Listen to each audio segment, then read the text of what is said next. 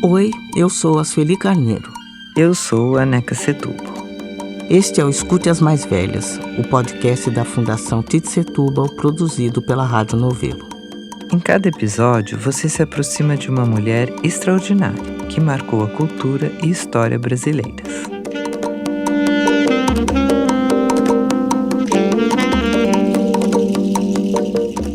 A convidada do episódio de hoje é a magnífica Conceição Evaristo. Conceição Evaristo é, para nós, mulheres negras, a mais importante escritora brasileira. É como se Conceição fosse a expressão literária desse conjunto de lutas que a gente protagoniza na cena social. Ela tem a habilidade de transformar tudo isso em matéria literária e nos dar uma outra dimensão de inspiração, uma outra dimensão de combate, né, e de enfrentamento, mas com a propriedade, né, e com o lirismo que só uma escritora, né, e a literatura são capazes. E ela cunhou um conceito-chave que tem sido inspirador tanto para a luta política das mulheres negras quanto para as novas gerações de escritoras negras, que é o conceito de escrevivência, com a qual ela descreve a nossa experiência particular de produzir literatura nas condições adversas tão grandes que a gente produz, né? Então ela é um emblema extraordinário e, como escritores são seres dotados de uma sensibilidade, sei lá, a mais, eu acho que a gente sempre empobrece essas pessoas quando fala delas. A gente escuta agora a Conceição Evaristo.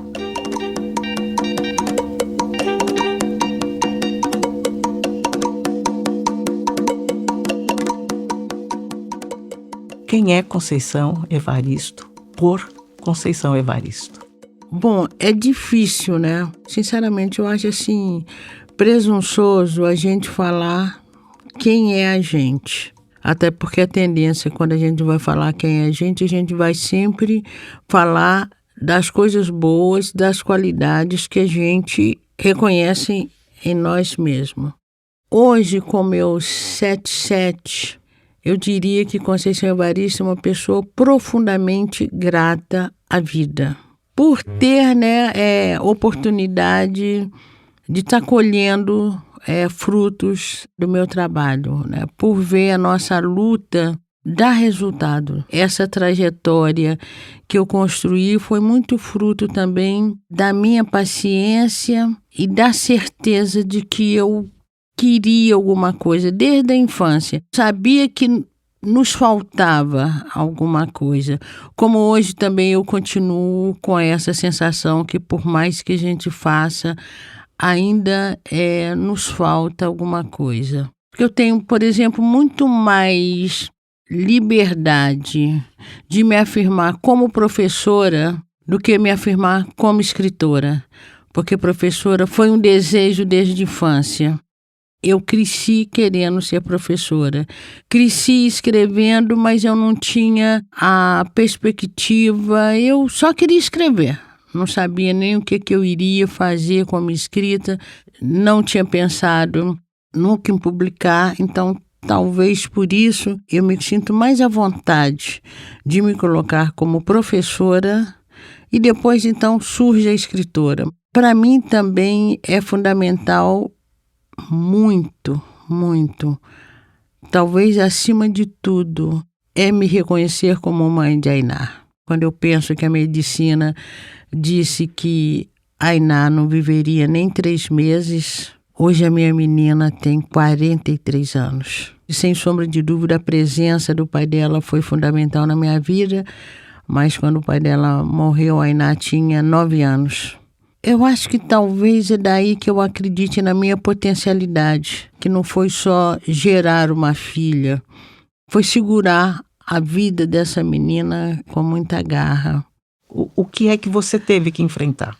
Ela tem uma síndrome genética. Quando ela nasceu, era uma síndrome muito rara, o que chamam síndrome de Noun. E essa síndrome comprometeu todo o desenvolvimento psicomotor dela. Então, ela custou andar, ela custou falar. A escolarização dela também sempre teve uma defasagem muito grande. Então, toda a primeira infância dela foi muito fragilizada, mas foi se aprumando com o tempo. Então, hoje ela tem 43 anos, é uma menina, mas para algumas coisas ela é de uma sabedoria impressionante.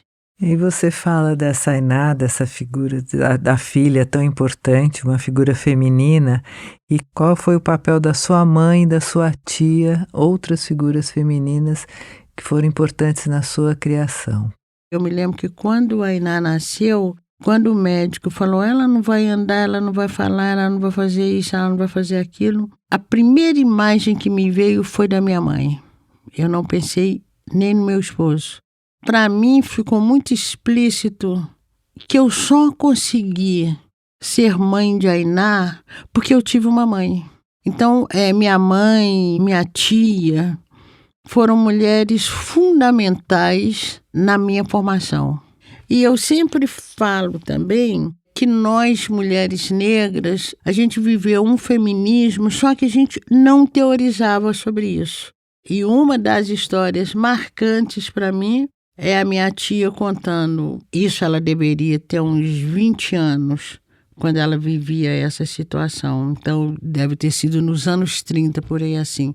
Que muitos fazendeiros da região, onde é o aeroporto de Confins, em Belo Horizonte, chega num dado momento, esses fazendeiros não dão trabalho para as mulheres, porque eles partiam do princípio que o trabalho das mulheres renderia menos do que o trabalho dos homens. E essas mulheres já tinham experiência de trabalhar na lavoura, até por conta mesmo da própria escravização. E o que essas mulheres fizeram? Elas passaram a trabalhar em mutirão. Então, elas aravam a terra junto, semeavam junto, colhiam junto. E no final, quando contabilizava a safra, o trabalho das mulheres tinha rendido tanto quanto ou até mais do que o trabalho dos homens. Elas vivem, é uma cumplicidade entre mulheres sem nunca terem teorizado, vivem na prática. E eu falo, isso não está registrado no movimento das mulheres brasileiras, porque isso não veio à tona. Ninguém teorizou sobre isso, Eu que de vez em quando falo e escrevi. E me lembro uma vez também, meus 2 irmãos, um era o pai e a outra era o tio, bateram na filha. A minha mãe falou, não quero, que era a neta dela, não quero vocês batendo nessa menina, porque essa menina vai crescer achando que todo homem tem o direito de enfiar a mão na cara dela. São reflexões que a gente faz hoje, mas que eu acho que algumas mulheres já traziam isso para o cotidiano delas, para a postura de vida delas,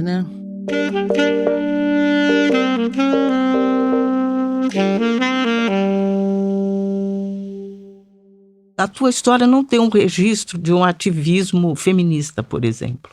Mas a tua literatura é profundamente marcada pelo feminino, É quase uma coisa religiosa, É um culto, ao feminino, a tua literatura. E uma pergunta que sempre me inquieta é: no que consiste esse feminismo muito próprio, que você desenvolve na tua literatura? Eu acho ali que vem muito até da minha própria prática de vida, Aos 25 anos, o fato de eu ter saído de Belo Horizonte sozinha, porque a gente estava passando pelo processo de desfavelização, eu tinha terminado o meu curso normal. Naquele momento, na família, quem tinha possibilidade de trabalhar e ganhar dinheiro era eu. Acho que também tem muito a ver com o sentimento de liberdade que eu procurava desde menina. Minhas irmãs trabalhavam em casa de família, eu fazia limpeza numa casa, eu cuidava de um bebê de outra. ia muito para casa de professoras de escola. Eu era menina, hoje eu fico impressionada, porque eu fazia uma limpeza ali, aquela professora me dava um livro, um caderno. Quando eu venho para o Rio de Janeiro, a minha relação que se transforma em casamento, eu tinha 34 anos. Eu nunca pensei em casar. Então, talvez a minha prática no feminino, que se possa dizer assim, tinha muito com essa ideia de liberdade. Não que eu tivesse nada contra os homens, que eu fui muito namoradeira. Tanto é que o meu casamento foi um casamento meio atípico, né? Porque ele tinha inteira liberdade e eu também. Essa prática feminista em mim, ela se realiza muito nessa busca de liberdade, nessa busca de autonomia, de querer estudar e... Você fala de estudar, conta um pouco como é que foi a sua formação. Você fez normal, mas um pouco antes. Como foi essa formação escolar sua mesmo? Perto da favela tinha 2 escolas. Minha mãe não quis nos colocar porque ela observava que batia sinal, as crianças ficavam do lado de fora da escola. Então ela já tinha aquela fama que os professores faltavam, e essa escola era a escola que atendia majoritariamente as crianças da favela. E tinha a escola Barão do Rio Branco, que era num bairro de classe média de Belo Horizonte, que tinha uma clientela basicamente de classe média alta belo-horizontina. A minha mãe, avaliando que as 2 escolas perto da favela não eram escolas boas, nos matriculou no Grupo Barão do Rio Branco, que foi a primeira experiência de apartheid que eu vivi e que as crianças negras e pobres viviam. É uma escola de 2 andares. Nas salas de cima eram salas bem arejadas e coisa e tal. Ficavam os alunos que recebiam medalhas. E embaixo, nas classes do porão, não é que não tivesse alunos brancos, tinham sim, mas a grande maioria era as crianças negras e pobres. E aí, o meu grande desejo era estudar nas salas de cima, que era chique, né? Pra gente tinha. E aí, quando chega na 4ª série, eu tenho uma nota muito boa, então eu vou para uma sala de andar superior. E foi a minha glória, né? Aí você era a única menina negra? A única menina negra. A professora sempre perguntava quem quer chegar mais cedo para ajudar a limpar a sala. E eu queria fazer tudo, né? Mas isso era um sistema de rodízio. Mas ela sempre me escolhia. Eu atormentando minha mãe, que eu tinha de chegar mais cedo, porque eu tinha de ajudar a limpar a sala. Um dia minha mãe se invocou. Foi lá e falou com a professora: não, minha filha não vai chegar mais cedo para limpar a sala, não. Porque eu pus a minha filha aqui para estudar e não para ser servente aqui na escola. A professora bateu a porta na cara dela. Ela abriu a porta e disse para a professora: é para a senhora que eu estou entregando a minha filha para educar? Uma pessoa que bate a porta na cara do outro? E aí isso foi o meu primário. E aí eu paro de chegar para a 4ª série e tinha de fazer exame de admissão. E esse exame de admissão era particular, não tinha nenhuma escola pública que oferecesse esse curso. Aí um dia eu encontrei com uma menina que tinha sido minha coleguinha, ela perguntou: você está estudando, Conceição? E eu falei: não, porque eu não vou poder pagar o curso, nananã. Aí ela falou com a professora dela, a Dona Ieda Dolabella, arrumou uma vaga para mim.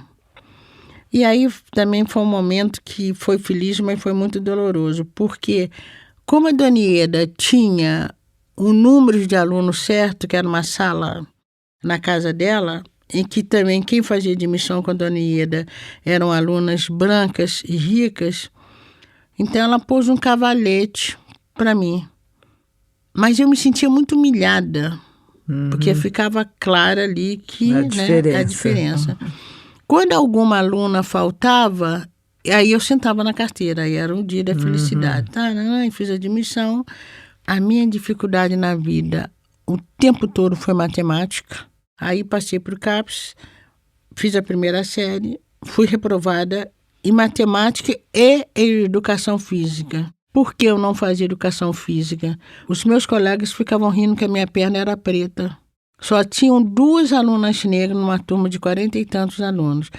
Na segunda série aconteceu a mesma coisa. Eu me recusava, eu morria de vergonha de pôr o uniforme de educação física. Não ia para a aula de jeito nenhum. Na escola pública, já no ginasial, se você fosse reprovada 2 vezes, você não podia frequentar. Então eu perdi.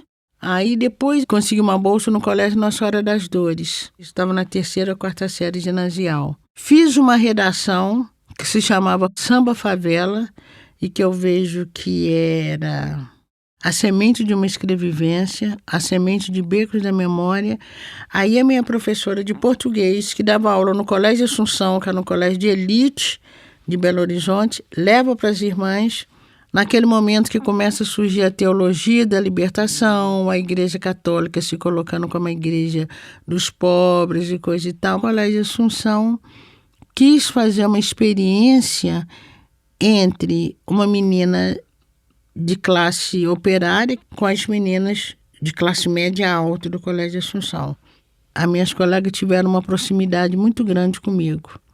Até que um dia os pais chamam as freiras dizendo que tinha uma aluna lá que estava contando muito sofrimento para as meninas deles e que as meninas não podiam escutar tantas histórias. Eu me lembro, as irmãs fazem uma reunião com esses pais, me colocam na roda para eles me questionaram. Eu só me lembro de eu falar a seguinte frase: pois é, os senhores estão preocupados porque as suas filhas são novas para escutar essa história. Eu sou um pouco mais velha, mas minhas irmãs são mais novas.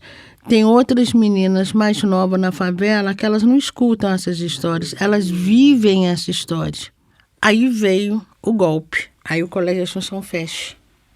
Aí eu já tinha terminado o ginásio e vou para fazer o normal. São nessas circunstâncias que eu vou formando esse pensamento social, né? Esse comprometimento.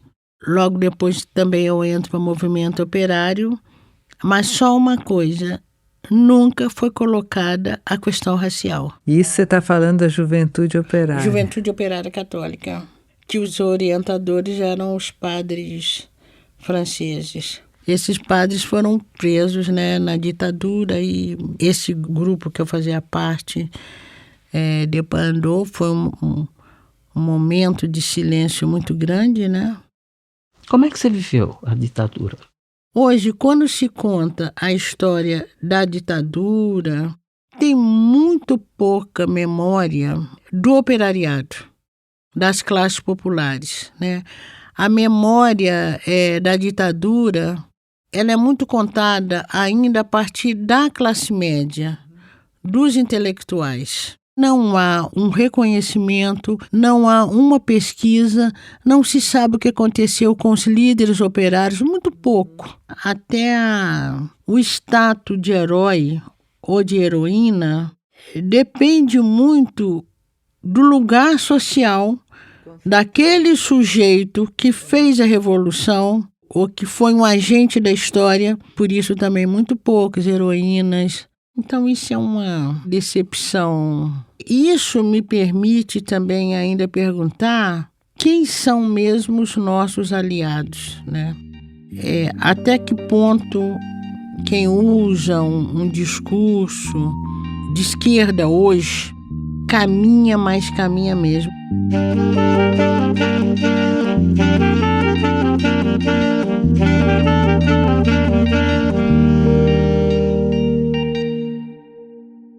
Tem uma coisa no momento da tua história que eu acho importante, se você puder aprofundar um pouco, contar mais sobre esse momento. É quando você fala do processo de desfavelamento, né, que você sofreu. Eu fiquei sabendo, numa tese de uma arquiteta negra, Gabriela Leandro Pereira, chamada Corpo, Território e Discurso. E o tema era Carolina e o quarto de despejo. O tempo todo ela pensa a cidade e o quarto de despejo como, né, o espaço dos desterrados, né, da cidade, né. Eu fiquei sabendo nessa tese que o livro da Carolina inspirou a primeira política pública de desfavelamento. em 1962. Olha que coisa. E achei muito paradoxal uma coisa dessa.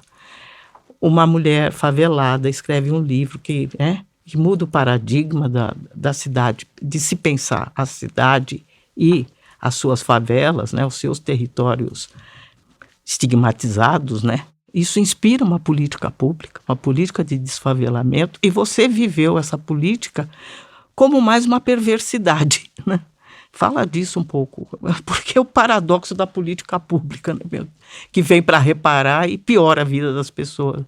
Mas eu acho, Sueli, que o processo de desfavelamento lá, nessa favela Penduraçaia, como alguns processos que aconteceram ao longo do tempo, ali não tinha nenhum projeto de uma política pública. Tinha uma especulação mobiliária muito grande. Era essa a motivação. E foi muito cruel também, porque nos retiraram da favela e o lugar ficou anos e anos vazio, sem nenhuma construção. Porque quando tiram pessoas dos lugares, podia dizer assim, não, nós vamos tirar, porque aqui vai passar uma via pública, porque aqui, sei lá, vai ser construído um grande shopping. Mas não se dizia nada, ninguém sabia nada porque que a gente estava saindo da favela. Era uma favela muito grande, muito grande. Tem ainda algumas casinhas, muito pouca, porque a terra era também do movimento do Graal, que era um movimento também de orientação católica coordenada por mulheres que existe no mundo inteiro. E o Graal, então, doou. Esses barracões estão lá até hoje, essas casinhas estão lá até hoje. Meu grande sonho é conseguir um espaço lá e fazer uma casa de escrevivência lá. Foi um processo também muito doloroso, tal qual está narrado mesmo em Becos da Memória. A prefeitura oferecia o caminhão para levar a mudança das pessoas, tábuas ou então uma quantia de dinheiro. Era uma quantia muito pouca. A minha família, como tanto a minha mãe como o meu padrasto e a minha tia com o meu tio, já tinham começado a comprar um lote em Contagem, que era uma distância muito longa. Então, quando nós saímos, a gente ganha o caminhão de tábua, se constrói um barracão mais precário do que a gente tinha na favela. A pobreza se tornou muito pior, inclusive para a minha família, porque enquanto a favela era muito perto do centro. Então, a minha mãe descia para lavar roupa, as minhas irmãs desciam para trabalhar lá nas casas da madame. Tinha trabalho perto. Isso. O lixo era perto, porque era perto de ricos. Então, minha mãe mesmo saía muitas vezes para catar papel. Achávamos muita coisa aproveitada no lixo. Quando a gente vai para Contagem, a população em torno de Contagem era pobre também, então não produzia lixo, não tinha sobra. Então não teve nenhum planejamento. O que queria era realmente expulsar os moradores. E é nesse momento também que a gente descobre Carolina Maria de Jesus. E eu fico pensando, eu consegui transformar isso em literatura. E quem não conseguiu? É muito aquilo que Carolina falava, você ser o lixo da cidade, você ser o descarte. Você não tem importância. E aí, além de você não ter importância, você é um estorvo. E aí eu falo, a literatura me salvou. Você falou que você gosta de ser professora. Por que você gosta de ser professora? Depois nós vamos falar da escrevivência, mas por que você gosta de ser professora?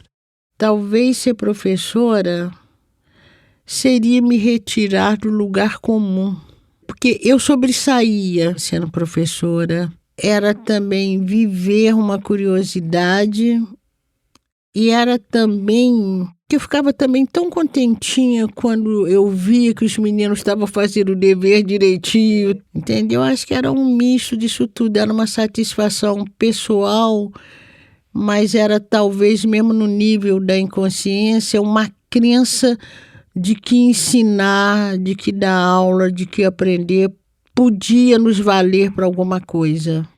Que hora que entra a literatura, E de onde você tirou o Ponciá Vicente? Eu sei que você inventou, mas como você inventou?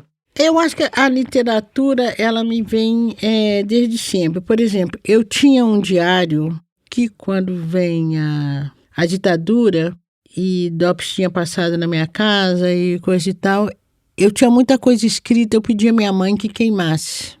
Então, o meu diário de juventude perdeu. Então, a literatura, ela sempre existiu. Eu me lembro que teve um momento em Belo Horizonte, esse momento mesmo que a gente estava vivendo em Joque, a gente ajuntava com um grupo, era aniversário de alguém, era sempre eu que escrevia o texto, que lia o texto.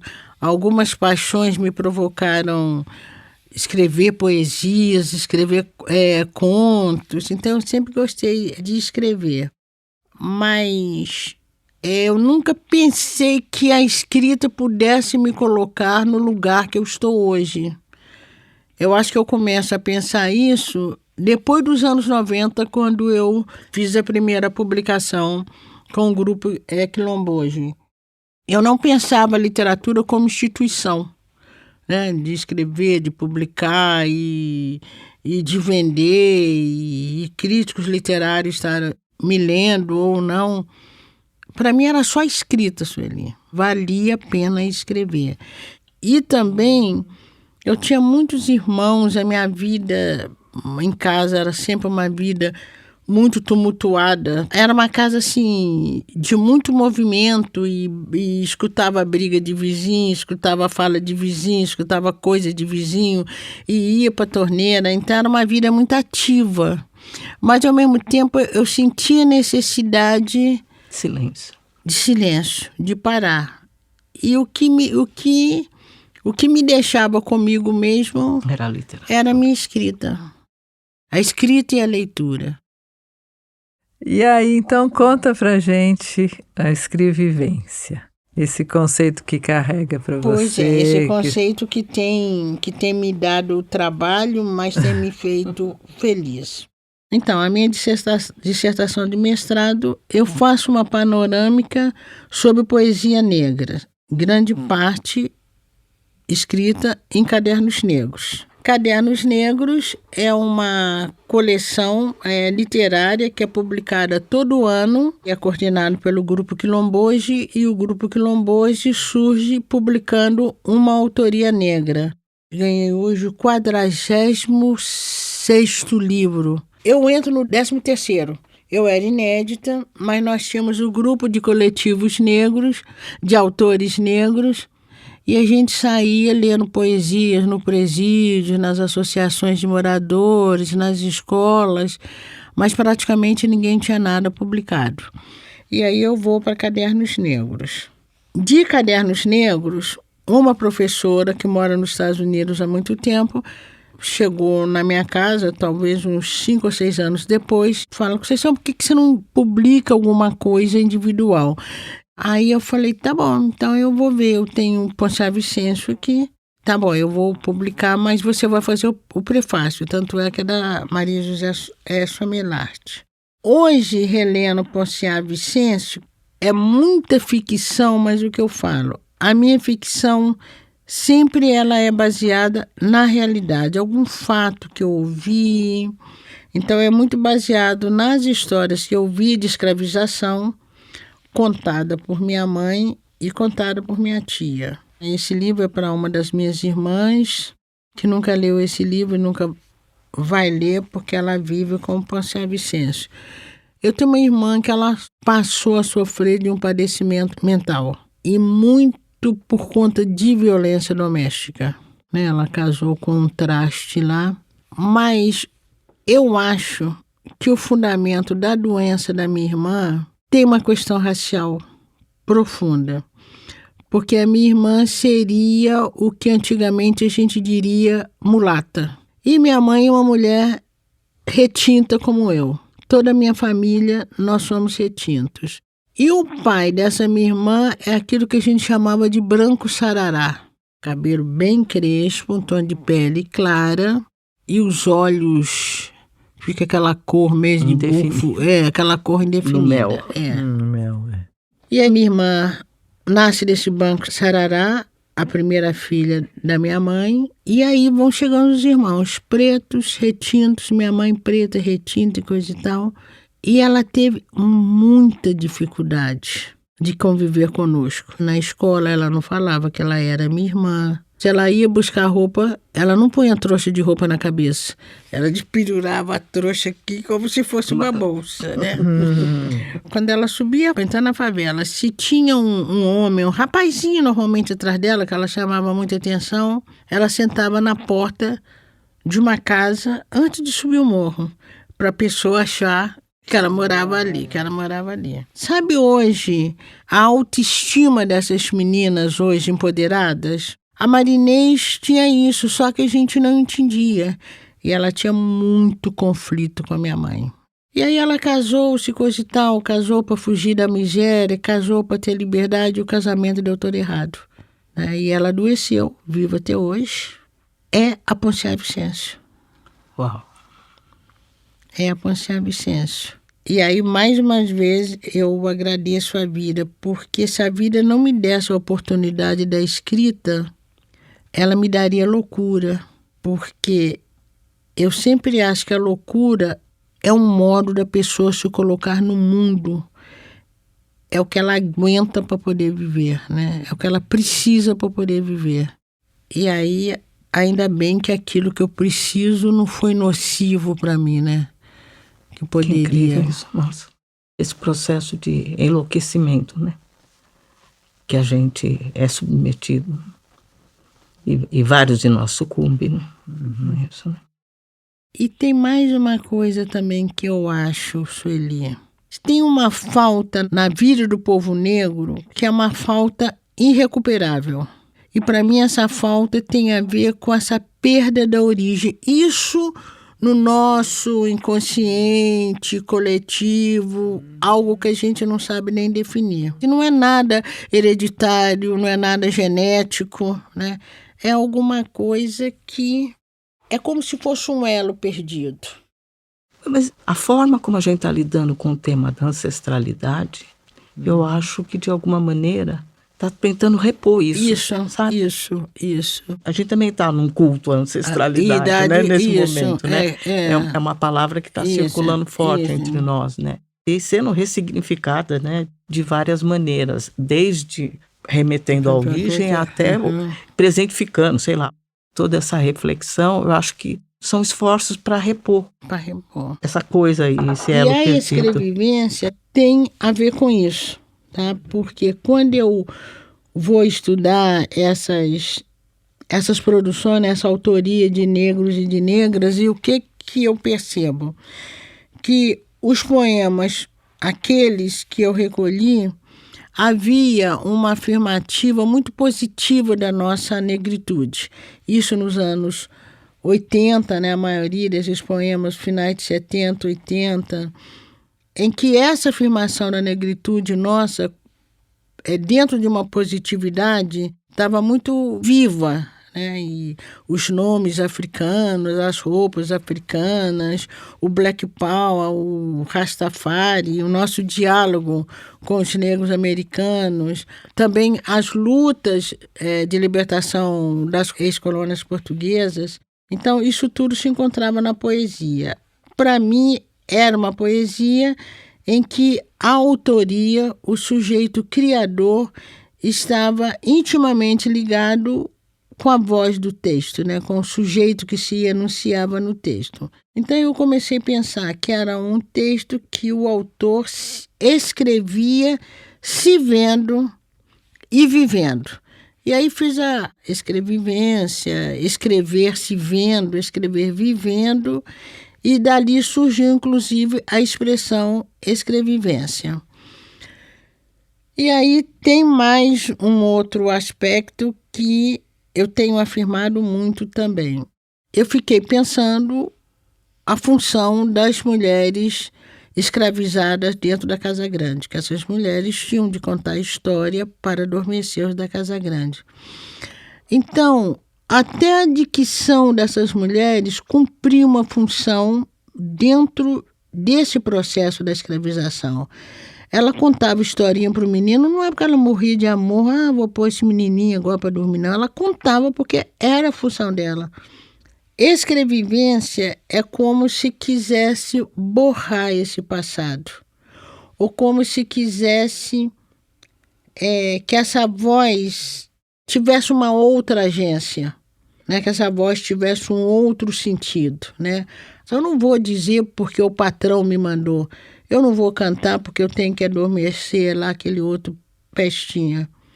Eu não vou escrever porque o modelo de literatura é outro, é esse. Não me interessa aquele modelo que está imposto. E as casas que você está criando?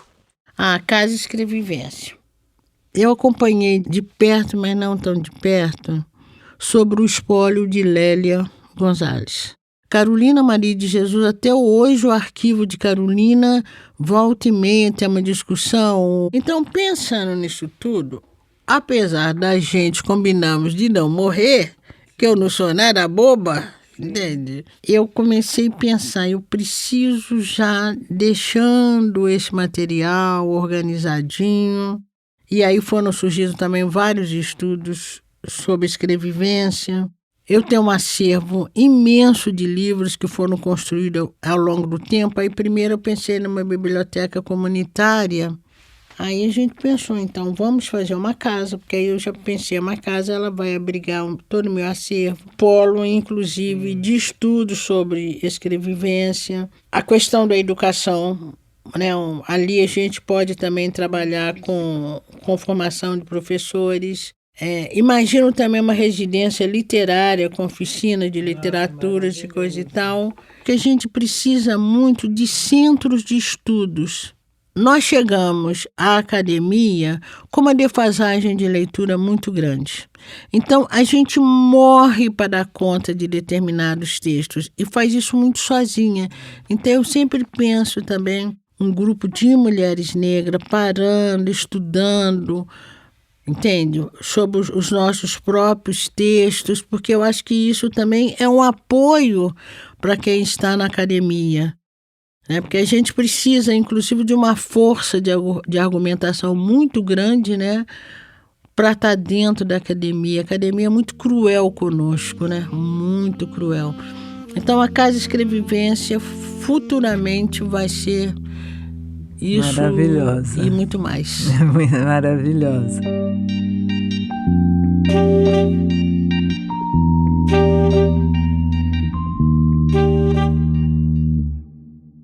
Como você está vendo hoje aquele processo da ABL? Quer dizer, o que foi aquilo para você? Como você viveu aquilo? Né? Como você atualizou isso? E como você está... Que síntese você tem daquele momento? Bom, aquele momento, eu acho que ele foi um momento muito mais de expectativa de quem queria me ver dentro da ABL do que meu, né? Para mim não foi surpresa nenhuma, porque foi um processo que quando eu fiz a minha carta de apresentação, eu não tive retorno. A ABL nem me respondeu. E deu, né, uma série de comentários da própria ABL, que eu tinha dito que a ABL era racista e coisa e tal. Um dia mais cedo ou mais tarde a gente vai ter uma mulher negra na ABL. E que eu falo, o interessante não é ser a primeira, o interessante é abrir caminhos, é criar perspectiva. E a minha eleição foi uma eleição histórica, porque eu acho que hoje a ABL pensa a sua forma de escolha. Até porque ela não quer perder o bonde da história. E se a ABL continuar assim, ela vai perder o bonde da história. Então você vê que está hoje uma outra movimentação, o Krenak está lá, o Gil está lá, a Heloísa entrou, a Lília, né, entrou. Eu fui tanto na posse da Heloísa como fui na posse de Lília.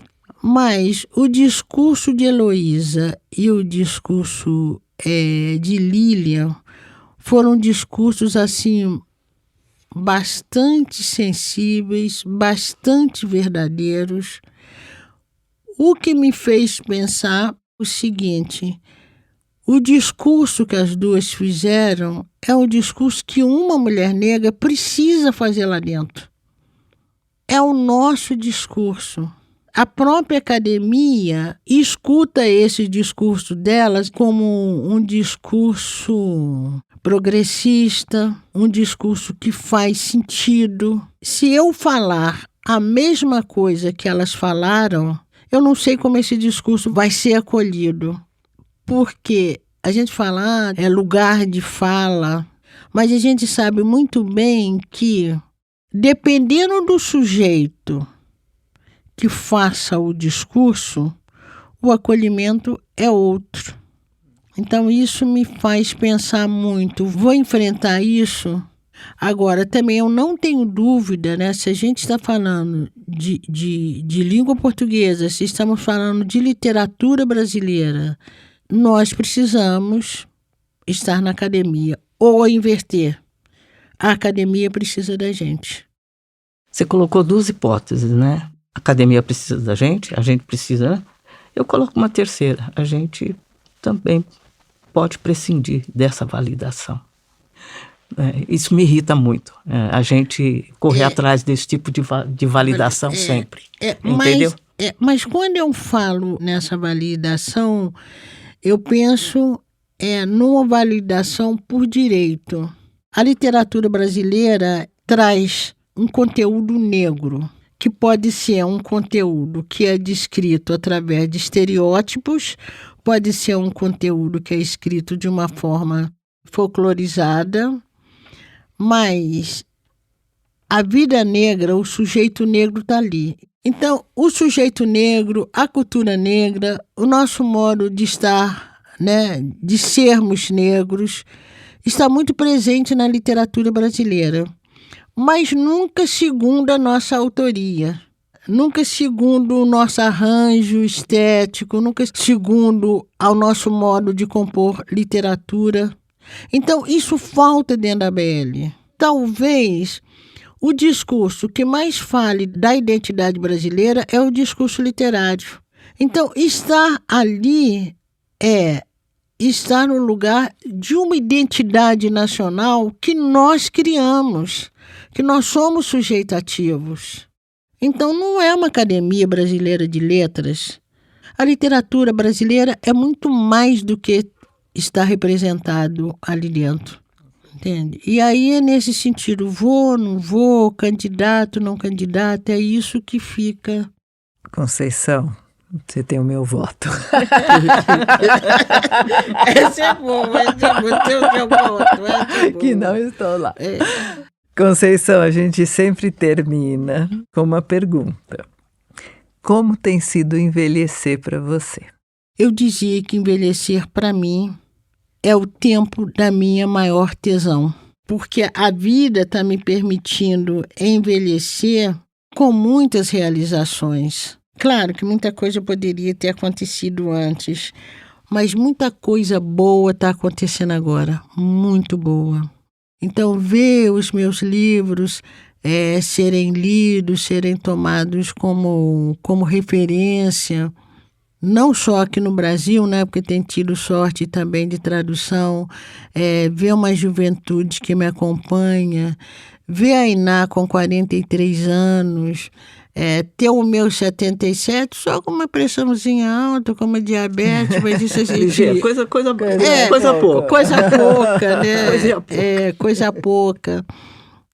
Ter a felicidade de conviver com as minhas contemporâneas, entende? Perceber essa potência que a gente tem, né, Sueli?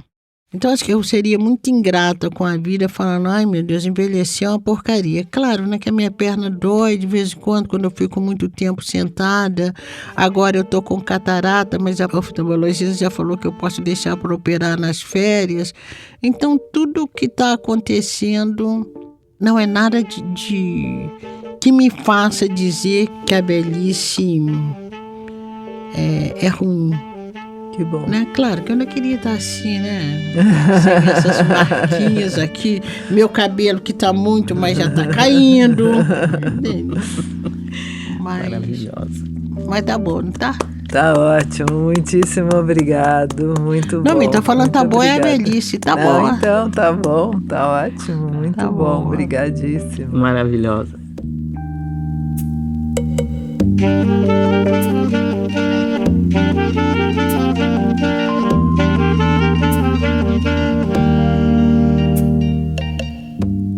A gente te agradece por acompanhar o Escute as Mais Velhas.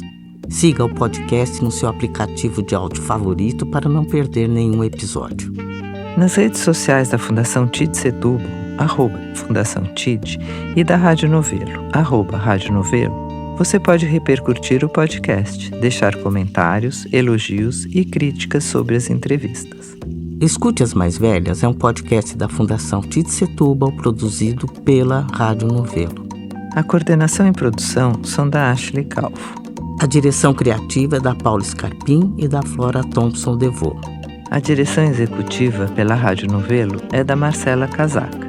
A edição executiva é da Natália Silva. E a gerência de produto é da Juliana Jäger.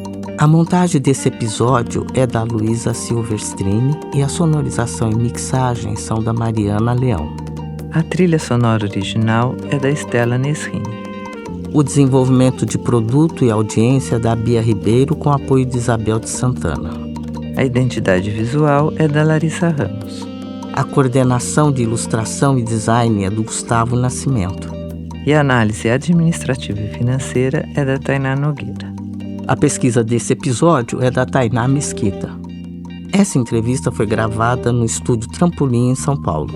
A gerente de comunicação da Fundação TID Setúbal é a Fernanda Nobre. Eu sou Neca Setúbal. E eu sou Sueli Carneiro. A gente se encontra no próximo episódio.